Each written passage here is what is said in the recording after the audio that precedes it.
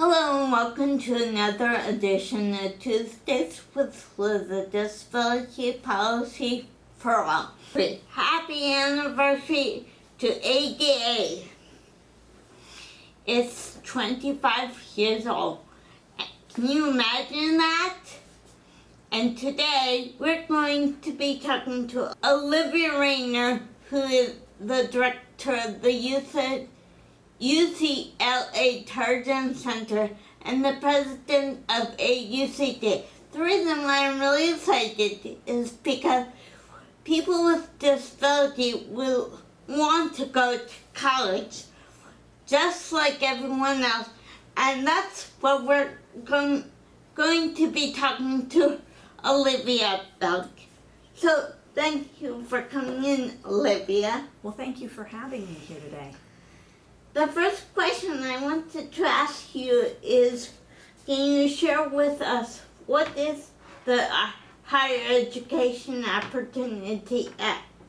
Well, you started today celebrating or recognizing the ADA and its 25th anniversary.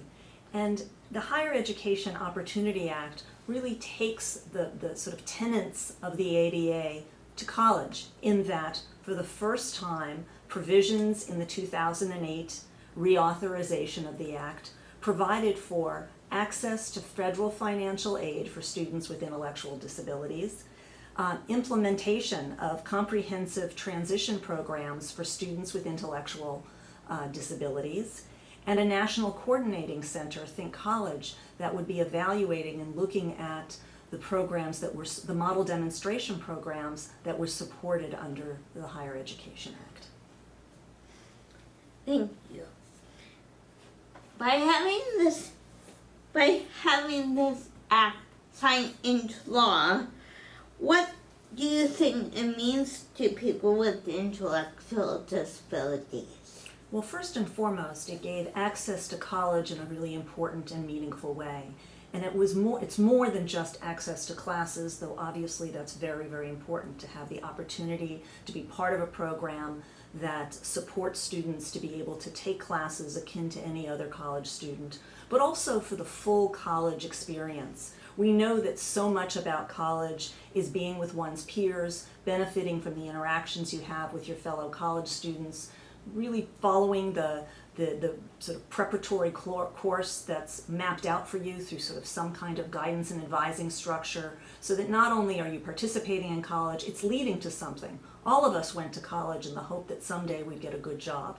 And for students with intellectual disabilities, it's the same goal. It's the idea you go to college as a pathway to become a grown-up. And as you become a grown-up, you're going to get a job, you're going to live independently in the community, and you're going to be a part of your communities, and this is a way to create a pathway for that to happen. I never went to college, and I'm hoping by having this act, I can go to college. Is there anything else that you would like to share with us? Well, I think there's a couple of things I'd like to point out. First of all, that the Higher Education Opportunity Act spoke to the nation, and as a result of it, programs, model demonstration projects were developed throughout the United States that are now coming to a close. They're at the end of their 5th year. And Think College, which is the National Coordinating Center, has been looking at the benefits of having the programs, and there have been really some phenomenal findings. First, there's about 1,800 students that have participated in programs throughout the country. Also, since 2004, when there was about a handful of programs that really supported students with intellectual disabilities, there's now over 250 programs where people can go to college and on their way to getting a good job.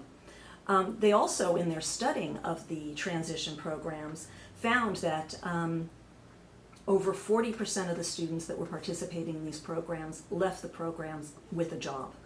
They also were taking classes both that were for credit, non-credit, they were auditing classes, but most importantly, they were taking classes that they determined were most important and valuable to them.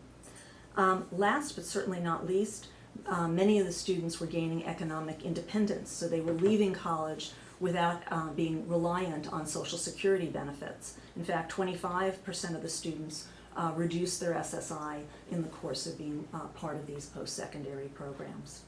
On a more personal note, when at UCLA Extension started its post-secondary program, we knew that it was a big advancement. We're talking about the celebration of the ADA and what's happened over 25 years.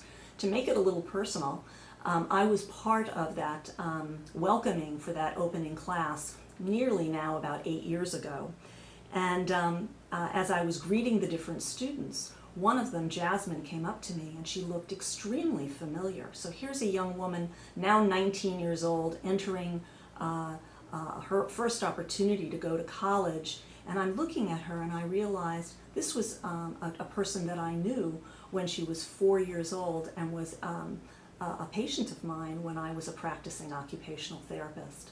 And at that time, her mother was fighting very hard for her to be a pioneer in inclusive education. Well, we have a whole generation now, including Jasmine, who is part of that ADA generation, who expects and wants and is going to college and are being successful in their pursuit of that endeavor. So the Higher Education Opportunity Act, where it's really important, is the opportunities it offers for our youth, and at the same time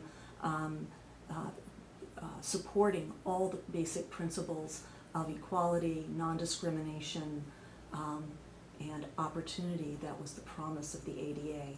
And I know that I'm mixing up two pieces of significant legislation here, but I think they both resonate and are strong statements about where we want our youth in the future. Thank you. Thank you. If you have any questions or if you have any more questions about this or any other policy issue, please go to the AUCD webpage and look for this week's In Brief.